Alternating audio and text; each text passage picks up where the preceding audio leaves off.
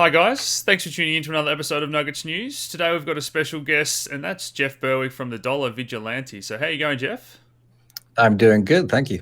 Now you've been helping to spread the message of freedom and liberty and sound money for a number of years now, and that's evolved from gold and silver to cryptocurrency and all things. So we're going to dive into all that today. But for those that haven't followed your work, what's your background?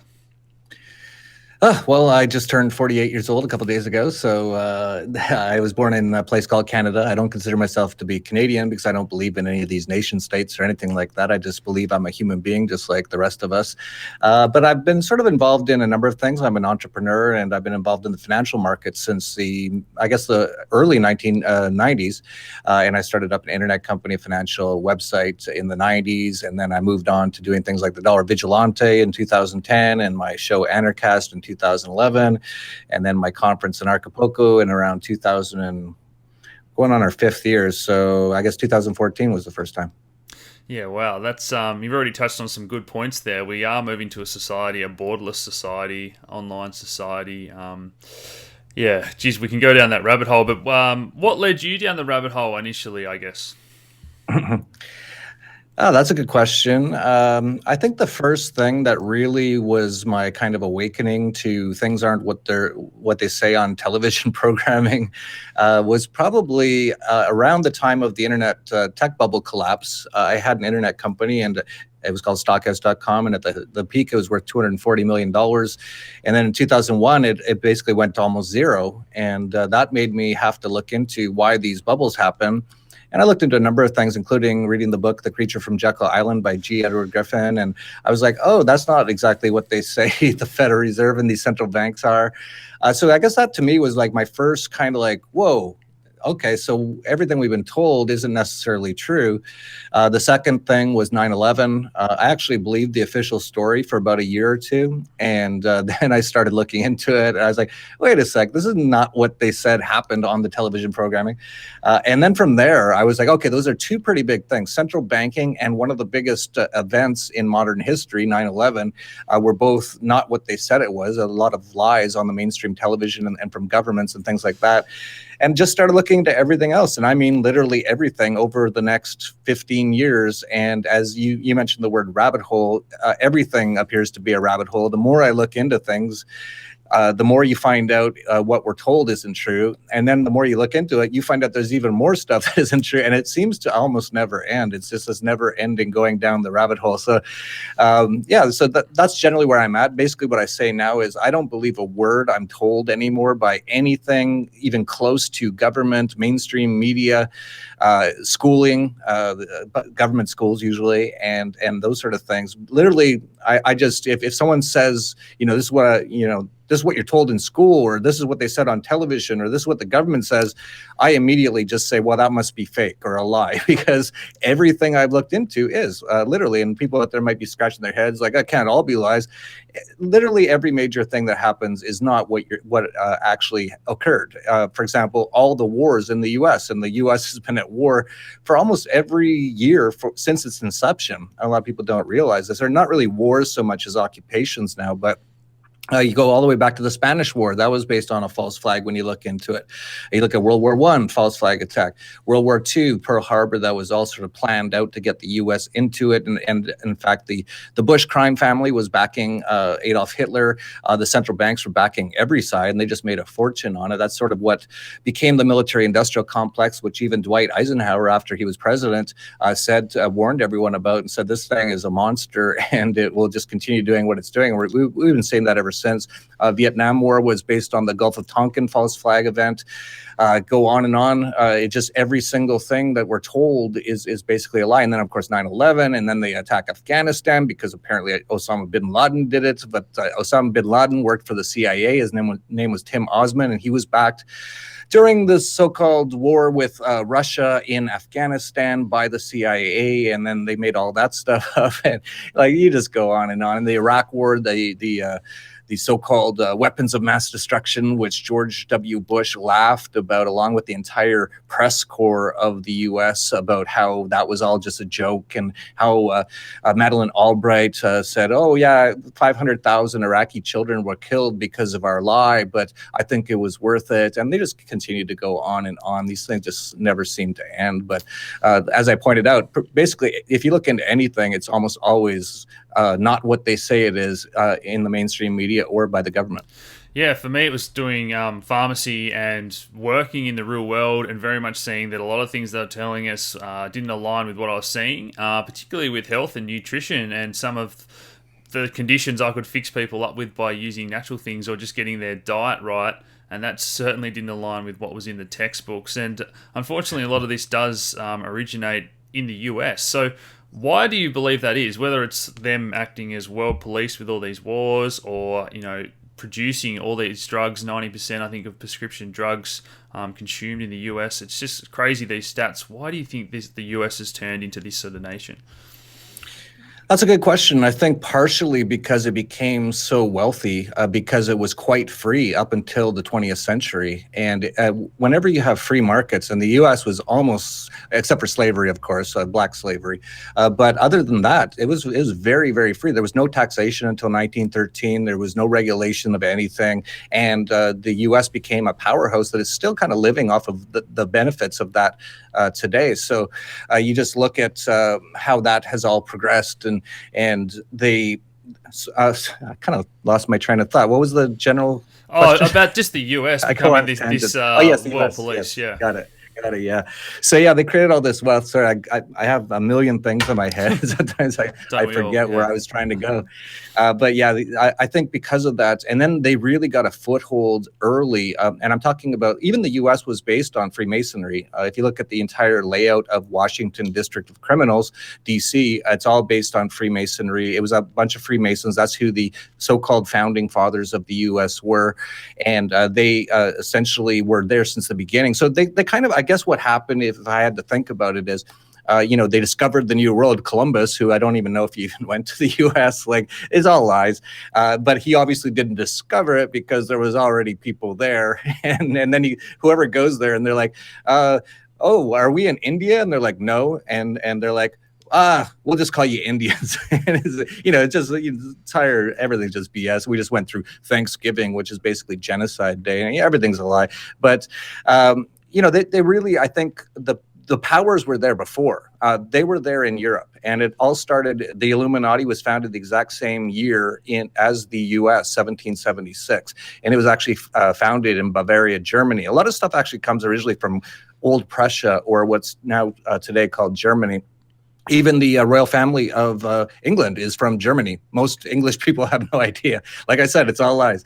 And so I think what happened was they had started doing this stuff, especially in London and Germany and places like that. And in fact, the education system in the U.S. and most of the Western world actually comes from Prussia.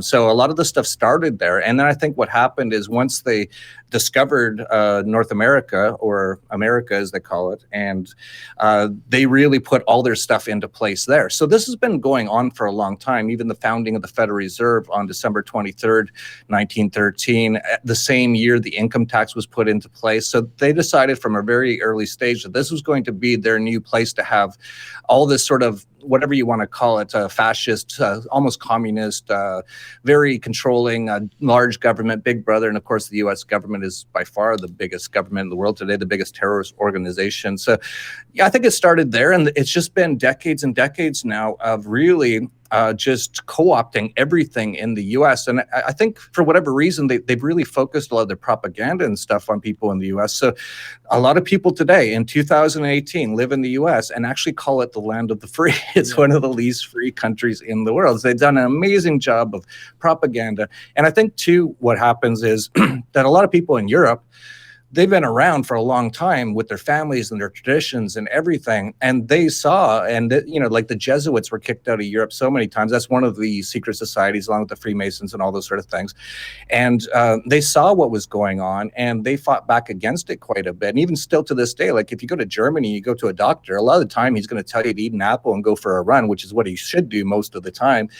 But in places like the US, they've just had them under their thumb since day one, and they've just grown all these things. And you brought up the pharmaceutical industrial complex, which is absolutely heinous. It's actually a death system.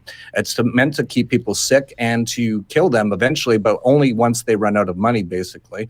That's that entire system. So, and you pointed out nutrition. These doctors, these general doctors who you go to when you have an ailment, they go for like 8 years of schooling, and that's after 12 years of government indoctrination camps. And they only choose the ones who are really good at obeying authority and not thinking for themselves and just getting A's on all their tests. I got C minuses on purpose because I was like, this is BS. Even when I was young, I knew it was just propaganda and useless information and wrong information.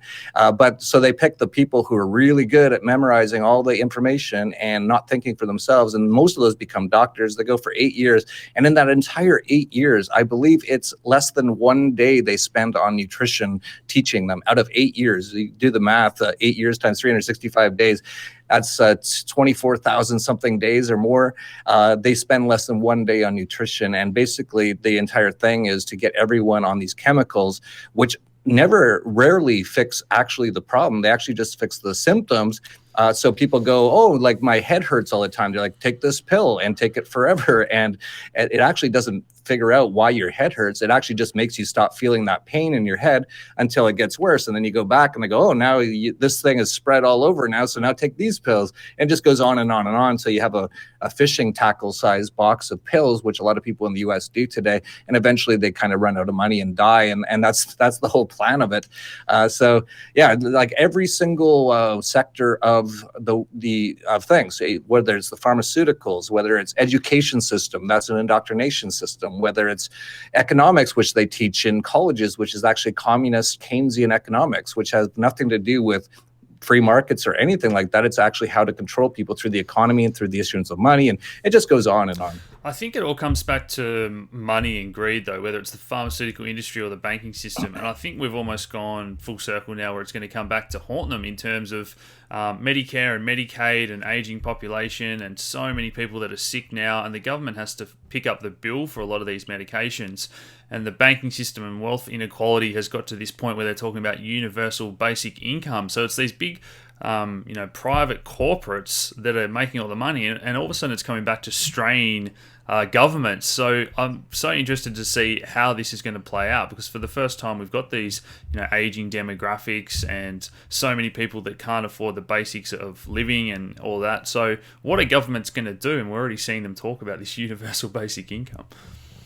Yeah, the entire government itself is actually a scam. The meaning of the word is govern, to control, mente in Latin or Spanish is mind. It's mind control, and it's getting people to believe that someone has authority over you, and you're born, and all of a sudden everything you do that you have to get permission from them. Whether it's going to school, you're almost forced to go into the government schools, and if you want to drive, you need permission. If you want to travel, you need a document from them to travel called a passport. And it just goes on. And of course, your income. Most people, if you're making any income, they will steal up to half of it, and that's just outright slavery. So you have these kind of systems in place that is a scam from day one. And then on top of it, you have central banking, which is actually a tenet of communism, which is essentially communism of the money supply of the economy in general.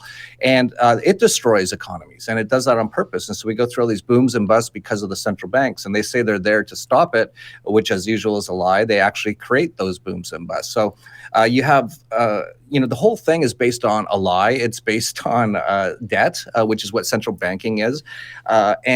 And then you just go on and on into all the things that these things do. And, like in the US, they have Social Security, which I call socialist insecurity. That's a Ponzi scheme. Whenever you have a scheme where you're taking money from people and giving it back, and the only way to keep it alive is to have more and more people putting money into it than started. And that's what we're seeing now. Social Security in the US is bankrupt. Everything's bankrupt. these are all just Ponzi schemes and scams, and it just ends up destroying everything. So you're right that they're very nearing the end of being able to even play this game, and we're going to see what happens. And of course, I write the Dollar Vigilante, and there's going to be a massive collapse happening, and we'll see exactly how it all goes down. But this thing cannot continue. You have the amount of indebtedness is beyond fascination. You can't even imagine how there's this much debt all over the place. The U.S. government has almost tripled its debt in the last 10 years. That's Banana Republic levels. It's over $22 trillion. If interest rates rose to 10%, that'd be over $2 trillion per year to interest payments alone. And that's almost the entire taxation extortion revenue base of the U.S., and not including socialist insecurity, not including all the wars and the biggest military industrial complex in the world, and all the other expenses that the government has. So yeah, these things are going down, and it's just a matter of how they go down. And it's actually a really good thing. And a lot of people say about me, oh, you're such a doom and gloomer. It's like, no, these are really good. We need to get rid of all these things. This thing has destroyed humanity so much in the last few centuries. And if we can get rid of it and people can survive it and move on, we will have a much better world. But how we get there is definitely the question. And we're going to find out in the next few years. Yeah, we talk about the ways to protect your wealth is, well, A, get informed, but gold and silver and now Bitcoin and cryptocurrency have brought a radical, I guess, transparency to the space.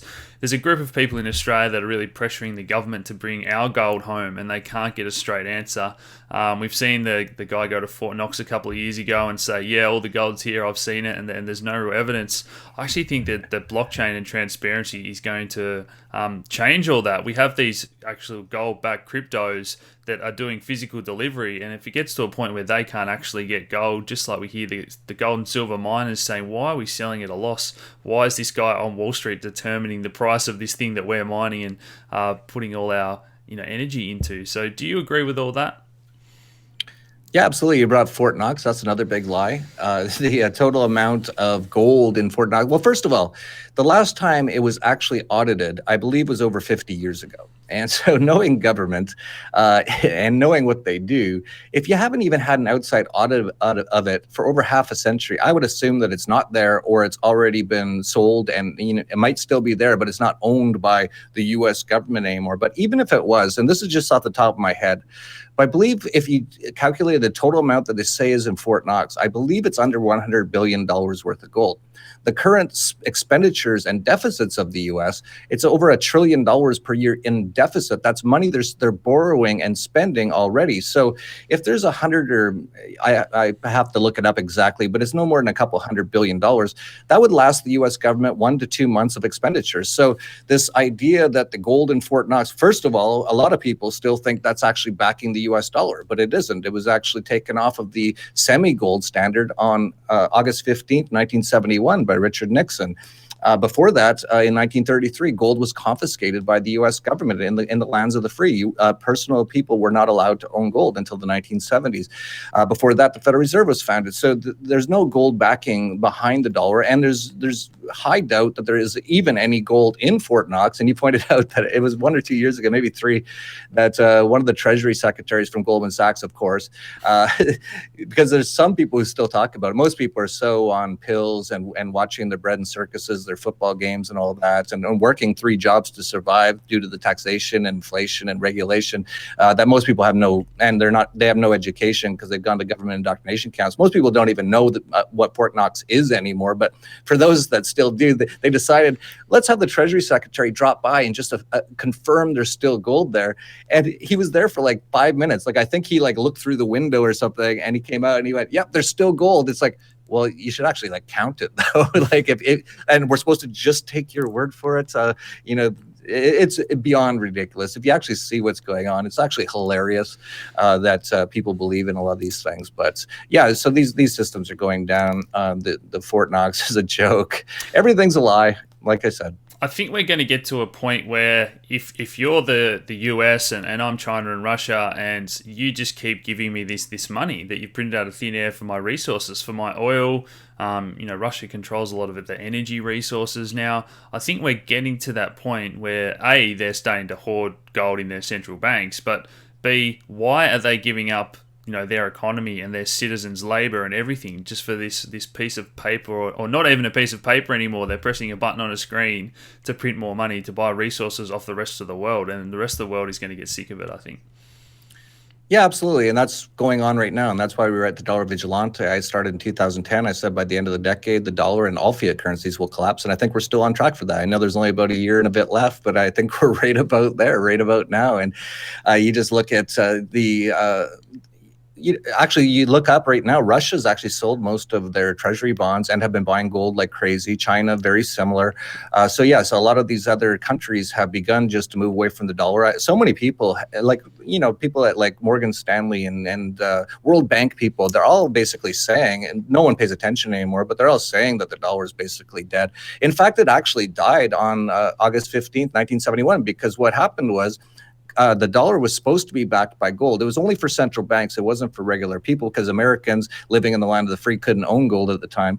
But the deal was that if you lent the U.S. government money, you would get U.S. dollars, and those U.S. dollars were backed by the gold, so-called, in Fort Knox. And essentially, due to the Vietnam War, which was a massive, massive terrorist attack by the U.S., but also a huge expenditure, they had to, France actually said, okay, we see all your numbers. It looks like you guys are bankrupt, so we want our gold back. And the U.S. said no, and said, we're going to take the dollar off the gold standard. And you can actually look it up. Go to YouTube, look up Richard Nixon, 1971, take gold away from the dollar. And he actually said it was because of money speculators, which is always what they say. It's always speculators. It's always nefarious people in the market who are making them do these things. But basically, it was bankrupt then. And since 1971, and I'm surprised this lasted this long, I really am, we've been on a completely fiat currency system, the whole world. So every single fiat currency, every government currency has zero things backing it. It's just, as you pointed out, just numbers they put into a computer, and they just print up more and more and more. But you can't continue to do that forever. And many countries, especially smaller ones like Argentina or Zimbabwe and Venezuela, they go into hyperinflation very quickly because they don't have these large amount of people using their currencies across the world. This is the one benefit of the US dollar that is now starting to be lost. And once that's lost, the US is over. Is that many people around the world still use U.S. dollars. And that's because the U.S. is and used to be definitely the biggest economy in the world. So it was a massive consumer economy. So basically, everyone in the entire world was selling stuff to the U.S. and in return, they get dollars. So it is used across the world. But we're getting to the point now where they're printing up so much, and they have to, because if they don't print up more money, this whole system collapses, that we're going to enter into hyperinflation in all the currencies. So. Yeah, and it was meant to be temporary, I think, at the time as well, the old yeah, he said it was temporary. So gold and silver, I definitely believe that they're controlled or manipulated to some degree, the prices we've already, I guess, touched on. Do you think Bitcoin and cryptocurrency are our best chance? And do you think that is why they've absorbed so much of this money, and we see that reflected in these hypervaluations, but also the big corrections as well? Well, I should say that as much as people call me a conspiracy theorist, and as much as people say I'm into any crazy theories, I'm actually not one of the biggest ones who thinks that gold and silver have been massively manipulated by the government. I think they've been manipulated for sure, but I don't think it's to the extent that some people believe. I think they've just done a really good job of getting everyone to forget about gold and silver, to the point where Mark Dice has that video in California. He walks around and he's got a 10-ounce silver bar and a Hershey's chocolate bar, offering one of them to people, and every single person wanted the chocolate bar. They didn't know what the silver bar was. So yeah, they manipulated through marketing, through if you talk to any financial advisor, for example, in the US, and you talk to them about gold, every single one, and there might be a couple exceptions, but every single one will tell you that's crazy, don't buy it, that's a stupid thing to own. Gold's actually outperformed the stock market and bonds over the last 20 years, since 1998. It's done over 7% per year. It was around $250 at the time. It's now around $1,300. So they've done a really good job of just making sure through propaganda and through various means that most people just don't even know what it is anymore. And for that reason, the prices are quite low, and people haven't been buying a lot, but they will soon, as soon as these fiat currencies really start to crack, and they're basically already starting to crack. And those things will go up in price dramatically, I believe. Gold and silver, I think our target at the Dollar Vigilante is over 5,000 gold and over $100 silver in the next 3 to 5 years. And I think that, in the next 3 to 5 years, the US dollar might not even exist. So even talking about these things in terms of dollars is kind of pointless. And when it comes to cryptos, yeah, it's absolutely amazing that we have this technology now, because without it, I'd be really uh, very bleak on our future as humanity if we didn't have another way to get outside of these government central bank communist style currencies. And for the first time really in history, thanks to the internet and thanks to crypto, we have a money that can't be controlled by governments or central banks if we want to use it, a currency. And many people do use it. And in fact, the total amount of transactions per day on Bitcoin are currently around $8 billion per day. At MasterCard, it's about $11 billion a day. Yeah. Now, those numbers are, can be a little tricky and might be a little off on certain things. But in general, yeah, these things give people the opportunity to actually have, as Barack Drone Bomber said, he said this a few years ago, having Bitcoin is like having a Swiss bank account in your pocket. And he's right. It's actually way better than that, because I don't trust Swiss banks either. Yeah. And I'd much rather, there's no one to trust. That's the whole point of trustless systems. And that's essentially what cryptos are. Not all cryptos are the same, and there's some really bad ones and there's some good ones, and they're changing all the time. But essentially, when you have a crypto like Bitcoin and you have the private key and no one else has it, no one else can take your Bitcoin. So you, unlike a bank where all the banks, especially in the US, are so over leveraged that if there's any sort of market crash and bond crash, they will all be insolvent. They might be reinflated through massive money printing through the Federal Reserve, but if they are, the dollar will go into hyperinflation almost immediately at this point. So to think that if you got $10,000 in the bank, that you've got $10,000 in the bank, you're going to be fine. No, those banks could close at any moment. People in Greece have seen this. People in Cyprus have seen bank bail-ins where they closed the banks on Friday, and on Monday, everyone had 50% less. Those bank bail-in clauses have actually been written into law in almost every country in the world now. They're preparing for the next crisis. So you will see either they will take a lot of your money to save the banks, or they will inflate the currency so that money is hardly worth anything anymore. And then, of course, people still believe in something called the FDIC in the U.S., which is supposedly insuring all the money in the banks. It has less than 1% capital to cover all the money in banks, and is basically bankrupt. So there's nothing there to save you. Whereas with crypto, and yes, there's lots of risks in crypto, and we've seen how much they've dropped this year, and we were actually expecting a major drop this year. But still, at the end of the day, you have the crypto, and they can't print up more of it, so they can't hyperinflate it. In fact, many of them go into something pretty darn close to deflation, which means the price generally rises over time, which is what you kind of want with a currency. And, the best currency really is it just stays stable constantly. But if you had to choose between inflation or deflation, deflation is actually a little bit better, in my opinion. And all we've ever known is inflation through central banks. So, yeah, I guess to answer your question, yeah, the, cryptos have been such a major thing over the last 10 years since Bitcoin was first launched in 2009. So we're almost 10 years into it. That if that didn't come around, if some other option didn't come around, I'd have very little hope for many people to survive this coming collapse. But now we have the opportunity. Yeah, it's the same, I guess, basic philosophy or message we're trying to get across, but people look at you a little bit crazy when you talk about gold and silver, whereas it's a little bit more sexy talking about Bitcoin and the technology and learning about it and showing how you can send someone money, instantly across the world and so on. So I think we've got a better chance. And it's funny you say about the bail-in laws. They're just trying to pass another round in Australia as we speak. And I think this is our best hope to convince people to learn about this stuff. And do you think that Wall Street is going to come and try their rehypothecation games in terms of a Bitcoin ETF to absorb all that money that doesn't actually have Bitcoin there? That's a really good question. And that's one way that the gold markets are definitely manipulated to an extent, is through ETFs. And for people out there who don't know, essentially an ETF is a way that you can kind of buy gold via your stockbroker. It's traded on a stock exchange, essentially. And the major banks own most of the ETFs, or back most of the ETFs. So we're talking about Morgan Stanley and HSBC and all these.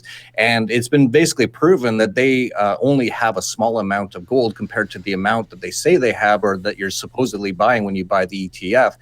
So that is one way that they could. So we've been talking about Bitcoin ETFs for a while, and there's yet to be one that's really launched, not in the US anyway. And yeah, if they could probably do something like that if people aren't smart. And I would say the same thing if we look into it and they're not really. So if let's say $100 million is invested into the Bitcoin ETF and they don't have $100 billion worth of, or million, whatever the number I made up was, to back it, then it's also basically just a scam, and that's how they will manipulate that sort of market. But there is something called backed coming out, which is backed by different word, but same thing, backed by the New York Stock Exchange owners, called ICE, and it's coming out on January 24th. And they say, now I don't trust anyone, as you know, and definitely no one involved in government, media, financial markets, all the banks, I don't trust anything. But they say they're going to back it all completely. Now, if they do, and we can actually look into it, that's the beautiful thing about crypto. Yes. If they have a fund and it has $1 billion in Bitcoin, and they say we have $1 billion in Bitcoin backing this, we can say, oh, well, show us, what's the wallet number? Where is it? And if that $1 billion is in there and we can see it, we can see the money flowing in, we can see the money flowing out, then we can say, okay, this is legitimate. They actually do have backing for what they say they do. Unlike gold, which is really hard because you have to trust, at the very least, a third party to go in and account it every now and then or audit it and that sort of a thing. The beautiful thing about crypto is if they really are going to do this and they say they're going to back it, we'll know 100% if they do or they don't. And if they don't, most people in the crypto community will know that very quickly. And basically, they'd look at anyone who's buying these unbacked Bitcoin ETFs or whatever the market is, futures, as being idiots. And of course, people will still buy it because most people are idiots. But at least at the very least, we'll know that what they're doing. Yeah, I definitely agree with the ease of transparency there. Any final messages, Jeff, for people that are maybe just going down the rabbit hole? What's most important for them? Is it food, nutrition, meditation? Watch all the documentaries out there. What would be your message to someone at home? Well, it's kind of funny because I'm sort of known as a financial person. I talk about how to make money or invest money and things like that. But really, it starts with your own health. If you don't have your health, you have nothing. Not in this world anyway. Ask anyone who's really sick. It's not a good time. And when you're sick, who cares how much money you have? So definitely taking care of your physical health is incredibly important. And most people don't know how to do that. We've all been lied to about what's involved in that. Things like fasting are really important. Of course, if you listen to the mainstream, they'll tell you that's crazy. You're going to die if you don't eat for a few days. Your body can actually heal itself. So we don't even need most of these doctors. You just need to stop eating for a couple of days, or like 5-10 days. If you can do longer, great. Your body heals even more. Things like that. Then, of course, there's the mental side of things. Most people are really screwed up. We've got a lot of bad programming that's been programmed into us from day one, or even before that, even before we were born. As babies, our mind is actually listening to a lot of stuff and picking up on stuff. And a lot of the stuff is wrong, whether it comes from the parents or the cult culture, or from, as we know, the government or mainstream media. It's all kind of lies. And most things that people have been told, including about physical health, are all lies. So just getting your head straight, especially your subconscious. Most things that people do are actually programmed in them. So when someone says, "Oh, I don't know why I can't stop eating fast food," it's because you've been watching commercials your entire life. It's gone into your subconscious. It's been part of your culture, society, and you've gotten used to it, and all this sort of stuff. And you can actually get rid of that stuff. You have to do some work to do it. And you mentioned meditation really helps. Also, some forms of therapy, including hypnotherapy and that sort of thing, all help to get that good. And then the final thing is really, sort of a spiritual level sort of a thing, and really connecting with what I would say is the true source, which is love and connection, and we're all connected. But you have to get your body and your mind right before you can really feel that connection. And I'm no one to talk to about that. I'm just starting to get there myself, but I can definitely feel it. And you get there through doing all those things. So, we're talking, as I said, I'm a financial guy, but really I have a lot of conferences, financial conferences. And at the end, I say, forget everything I just said and just take care of yourself first. If you haven't, that's so much more important. Now, money is great. And having assets is good. Having the ability to do things with those assets is a good thing. I'm an anarcho-capitalist. I believe capital is good. This is actually amazing. I have to say, you're in Tasmania. I'm in Acapulco, Mexico. This has been one of the clearest internet connections I've ever had. I don't know if we can get any further away than where we are right now. And this all came through capital. This all came through the markets, and it's basically free. It's on the internet. If you told people 50 years ago, yeah, I'll just be chatting with this guy in Tasmania, as clear as can be. He looks as clear as day in real time, and it's free. Everyone would have just laughed. So, capital is good, but it's really the people who think the capital or being wealthy is going to make them happy. I don't think so. I've been rich and poor many times, and I've never been more happy when I've been wealthy than I have when I was poor. That's a completely different, separate thing. So I think really it's getting yourself together. And then after that, yeah, go, and if you want to make some capital, go ahead and do that, especially if you're going to be providing things to other people. And that's really what capitalism is all about, is providing services or products to people who want them. And in that way, it's a beautiful sort of a system. So if there's something that you do and you want to provide it to people, that's great. That's how that's what the world's all about, is us all working together and helping each other out via those means. But it really should almost be secondary to really just fixing yourself. And I'd say of like 99.5% of people I've ever met, they're so damaged, and this is no offense. I'm still damaged. I was super damaged, even more a couple of years ago. Really, that's where it starts, is fixing yourself, and then the rest actually all flows from there. Fantastic. Well, I really appreciate you sharing your views, Jeff. We're going to put all the links in the description below, guys, where you can follow Jeff and the Dollar Vigilante and his conferences and that as well. So thanks so much for joining us today, and I hope to talk again in the future. Thank you. Peace. Cheers, guys.